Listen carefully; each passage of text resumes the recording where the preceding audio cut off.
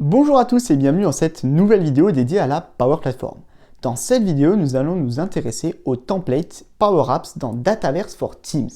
Dataverse for Teams, j'en ai déjà parlé dans une précédente vidéo et je vous conseille réellement de la regarder avant d'aborder cette vidéo pour bien comprendre ce qu'est Dataverse for Teams. La vidéo, elle s'affiche juste ici. N'hésitez pas à la regarder avant de regarder cette vidéo. Les templates Dataverse for Teams sont l'un des bons moyens de commencer à utiliser la Power Platform à l'intérieur de Microsoft Teams. Vous allez le voir, l'expérience d'utilisation est vraiment très intuitive et on peut démarrer en quelques clics et c'est pour cela que je voulais vous le présenter dans cette vidéo. Si cette vidéo vous aura plu, je vous inviterai à laisser un like sur cette vidéo. N'hésitez pas aussi à me partager dans l'espace commentaire votre utilisation de ces templates Dataverse for Teams et à me poser vos questions sur Dataverse for Teams ou bien sur ces templates. Et si vous souhaitez être toujours tenu au courant des dernières nouveautés qui vont toucher à la Power Platform, je vous invite bien évidemment à vous abonner à la chaîne.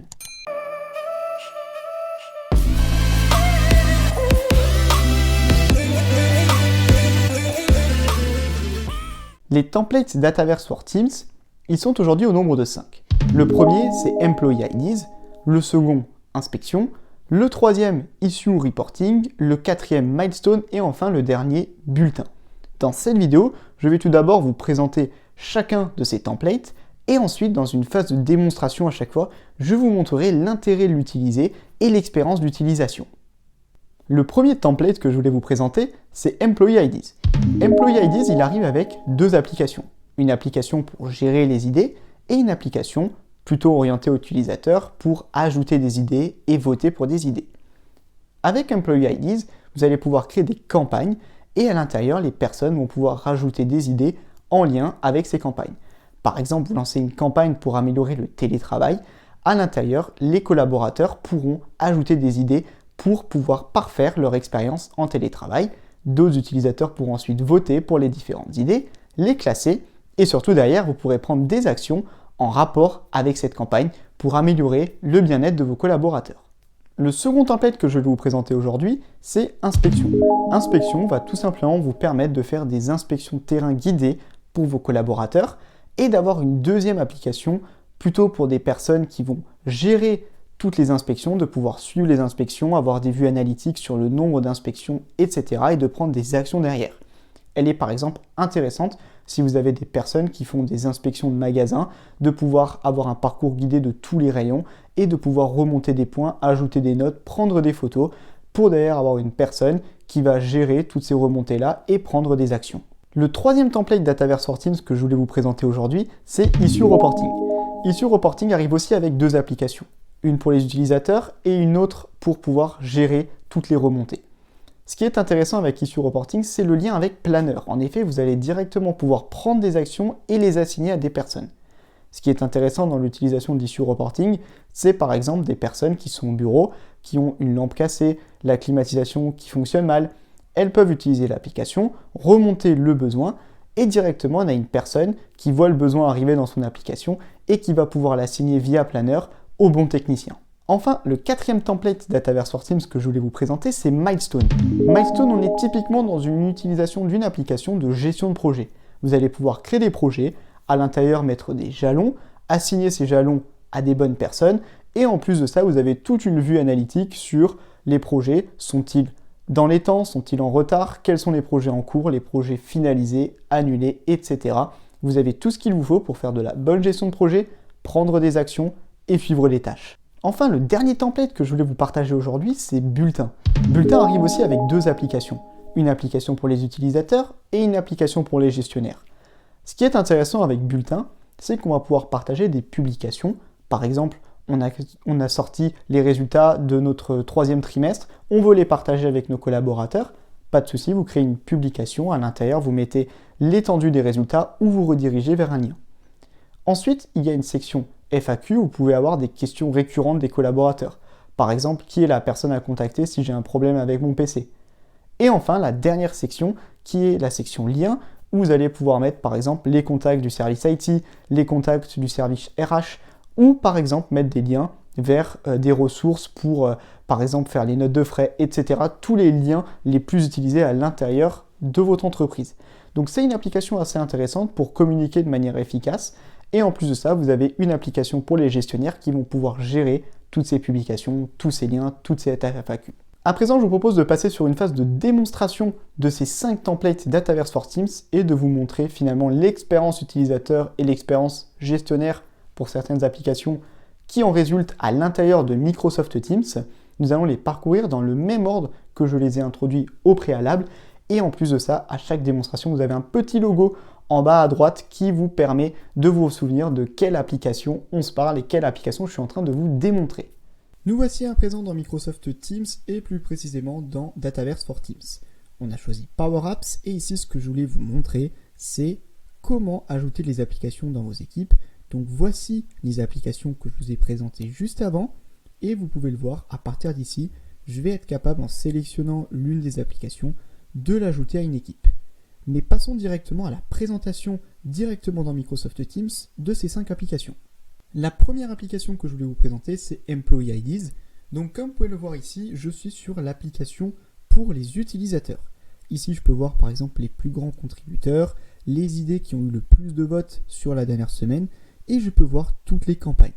Si par exemple, je prends la campagne sur les réunions, je vais à l'intérieur pouvoir retrouver par exemple toutes les idées qui ont été soumises pour pouvoir améliorer nos réunions en personne. Je vais aussi pouvoir soumettre une idée, ou tout simplement, comme ceci, voter pour une idée. Si je reviens sur la vue arrière, je peux prendre une autre campagne. Concernant la vue de gestionnaire de campagne, donc c'est l'autre application, comme vous pouvez le voir juste en haut, ce qui est intéressant ici, c'est qu'on a accès à tous les paramètres pour pouvoir modifier l'application, et aussi, on a ici la possibilité de pouvoir, par exemple, créer une nouvelle campagne, et de pouvoir la partager ensuite aux utilisateurs. Je vais pouvoir lui donner un nom, une description, une durée, etc. Donc n'hésitez pas à utiliser cette application qui pourra faire office de boîte à idées de manière très efficace. La seconde application que je vais vous présenter, c'est Inspection qui va me permettre de faire des inspections terrain.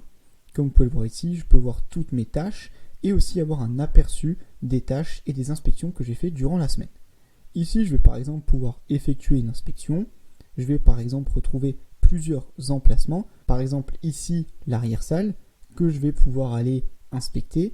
Je vais pouvoir ici faire une visite détaillée de la salle et commencer par exemple mon inspection. Ici je vais pouvoir renseigner plusieurs aspects de mon inspection. Ici je vais pouvoir inspecter plusieurs endroits, plusieurs caractéristiques. Est-ce que les produits sont disponibles? Oui, les produits sont disponibles.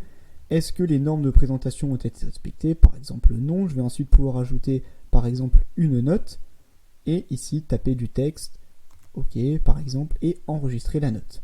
J'aurais aussi pu ajouter une photo, ajouter une tâche, etc. À la fin, je peux revoir l'inspection et la finaliser et l'envoyer. Lorsque je l'ai envoyé, ce qui est intéressant ici, c'est de pouvoir voir l'application qui va me permettre d'examiner toutes les inspections. Par exemple, si je reprends ici arrière-salle, je vais pouvoir avoir ici la visite détaillée qui a été effectuée. Donc j'ai une vue pour pouvoir gérer toutes les inspections terrain en tant que gestionnaire des inspections. Donc je vais pouvoir ici par exemple voir que les normes de présentation des paquets n'ont pas été respectées parce qu'ici il y a un triangle rouge. On peut retrouver ma note. Bon ici j'ai mis OK mais on aurait pu ajouter d'autres choses. J'aurais aussi pu voir ici une photo ou une tâche. Et aussi ce qui est intéressant ici c'est qu'on a un deuxième onglet qui va me permettre d'avoir une visibilité globale sur toutes les inspections pour pouvoir assurer un suivi performant derrière et pouvoir, s'il le faut, prendre des bonnes actions pour améliorer nos inspections. La troisième application, c'est Issue Reporting qui va me permettre de remonter des problèmes. Ici, comme vous pouvez le voir, je peux voir aussi, j'ai une vue sur la liste des problèmes que j'ai signalés et aussi ce qui s'est passé au cours des 7 derniers jours. Imaginons que je souhaite signaler un problème, il me suffit de sélectionner signaler un problème. Ensuite, ici, je vais pouvoir sélectionner un type de problème. Par exemple, j'ai une impression de ticket qui ne marche pas sur l'imprimante. Je vais pouvoir l'affecter à une personne, donc par exemple ici à moi-même pour l'exemple. Et enfin, sélectionner un emplacement, donc on pourrait mettre étage 5. Je peux aussi avoir une localisation GPS, ce qui est intéressant. Je vais ensuite pouvoir donner une description, ici pouvoir mettre des commentaires, etc. Et je peux envoyer mon problème. Lorsque j'ai envoyé mon problème, ici j'ai une vue de gestionnaire de l'ensemble des problèmes qui ont été remontés. J'ai aussi des modèles de problèmes qui vont me permettre ici de pouvoir modifier l'ensemble des problèmes. Par exemple, sur l'impression de tickets, je peux ici, en modifiant, rajouter par exemple une question en plus pour les utilisateurs afin de préciser la demande. Ce que je vous avais dit dans la présentation, et ce qui est intéressant, c'est qu'on va directement pouvoir assigner des tâches. Comme vous l'avez vu avant, j'avais assigné directement l'impression de ticket à moi-même, à Elliot Pierret. Enfin, comme je vous l'avais indiqué dans la présentation, ce qui est la force de Issue Reporting, c'est la possibilité d'intégrer cela avec Planner. Ici, en sélectionnant Afficher le planificateur, j'ai directement Microsoft Planner qui s'ouvre. Et ici, on retrouve bien la tâche qui m'a été assignée lorsque j'ai créé ma demande de problème.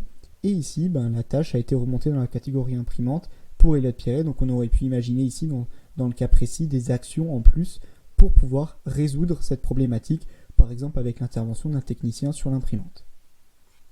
Quatrième application que je voulais vous présenter, c'est Milestone. Donc Milestone qui va permettre de faire de la gestion de projet comme je l'ai expliqué au préalable. Ici, je vais pouvoir notamment, par exemple, créer un nouveau projet directement dans cette application.